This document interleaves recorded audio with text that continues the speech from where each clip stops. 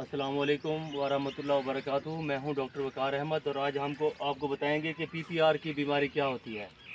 ये जो पीपीआर की बीमारी है ये ऐसे जानवरों की बीमारी है जिनके जो खुर हैं पैर के ये दरमियान में ये कटे हुए होते हैं ना, जैसे बकरियां हो गई, भेड़ें हो गई, इनकी बीमारी है। तो इसमें अलामात क्या होती हैं आज हम आपको तफसील से बताएँगे। इसकी अलामात क्या है, इसका इलाज क्या है और इसकी एहतियात क्या है, ये फैलता है किस तरह है।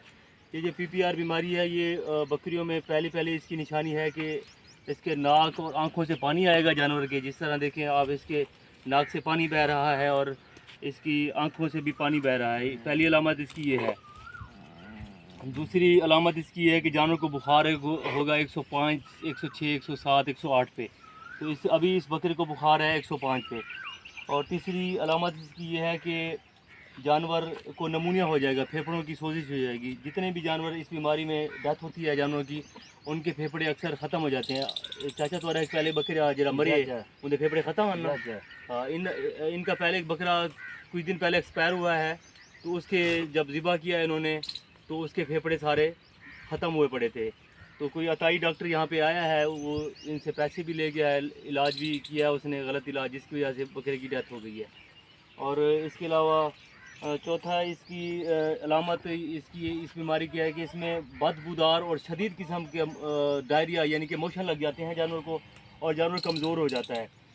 तो ये कुछ अलामत हैं जो और जानवर खाना पीना छोड़ देता है और पानी ज़्यादा पीता है इसमें।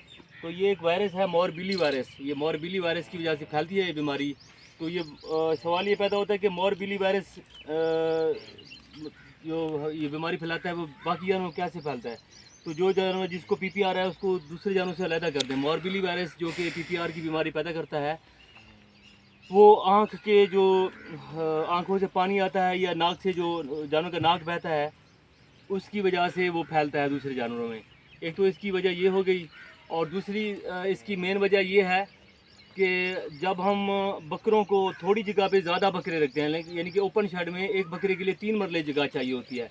यानी अगर हमारा 1 कनाल का शेड है उसमें सिर्फ 7 बकरे आप डालें, अगर आप उसमें ज़्यादा बकरे डालेंगे ओवर क्राउडिंग की वजह से, तो और जैसे अनहाइजेनिक कंडीशन, यानी कि अगर सफाई नहीं होगी, साफ़ पानी नहीं पिएगा जानवर और उसकी खुरलियाँ साफ़ नहीं होंगी, तो वो बीमारी फैलने का ख़तरा ज़्यादा होता है। इसकी आपने अगर आप चाहते हैं कि आपके जानवरों की बीमारी ना फैले और आपके लाखों रुपए के बकरे इस बीमारी की ज़द में ना आएँ, तो कोशिश करें इस बीमारी की वैक्सीन करवाएं। तो वैक्सीन वैसे प्राइवेट भी अवेलेबल है, साल में 2 दफ़ा वैक्सीन करनी पड़ती है इसकी। तो एक दिन पे जैसे टॉक्सीप्रा वैक्सीन होगी फर्स्ट डे पे, और फिर 20 डेज़ के वक्त के साथ दूसरी डोज लगाएं, फिर साल आपके बकरों को ये पीपीआर की बीमारी बिल्कुल नहीं आएगी। तो अगर इलाज की बात करें तो इसमें हम अच्छे एंटीबायोटिक भी लगाएंगे और पेन किलर, जो इसमें सबसे अच्छा एंटीबायोटिक जो आपने लगाना है अगर आपके बकरों को पीपीआर आ गई है, तो वो है इसका इंजेक्शन एक्सीफर, और 2 ml इसके साथ इंजेक्शन आप नॉरफ्लेक्सिसिन भी लगा सकते हैं, तकरीबन 8 ml इस तरह के बड़े बकरे को। और इसके अलावा इसमें आप पेन किलर जैसे कि लोक्जिन हो गया, इसके अलावा और एंटीबायोटिक है जैसे कि सीटोलॉजी, वो इंजेक्शन भी लगा के आप इस बीमारी को कंट्रोल कर सकते हैं। ये बीमारी काबिल इलाज है।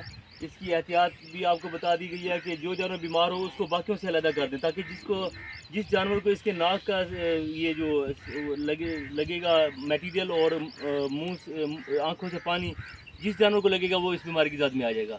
तो कोशिश करें जो जानवर बीमार है उसको अलहदा रखें और इनकी वैक्सीन करें, और जितना हो सके इनको फ्री स्पेस दें। थोड़ी जगह पे ज़्यादा जानवर, ओवर क्राउडिंग और ख़राब जो खुराक है, सफाई वाली खुराक नहीं है, मट्टी लगा हुआ जैसे घास है या उल्ली लगी हुई जो खुराक है, वो इस बीमारी का बायस बनती है। ठीक है, अल्लाह हाफ़िज़।